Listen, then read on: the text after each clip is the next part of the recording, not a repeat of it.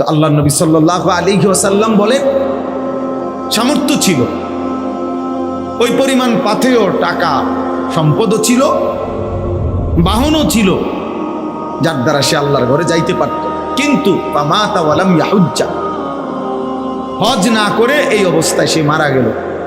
আহা, নবীজি বলেন ফালা আলাইহি আন ইয়ামুতা ইয়াহুদিয়ান ওয়ালা নাসরানিয়ান, সে কি ইহুদি হয়ে মরল নাকি খ্রিস্টান হয়ে মরল আমার জানা নেই।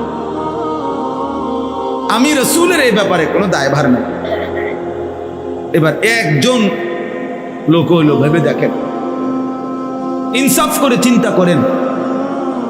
নবীজি বলছেন সামর্থ্য থাকার পরেও যে হজ করলো না, এই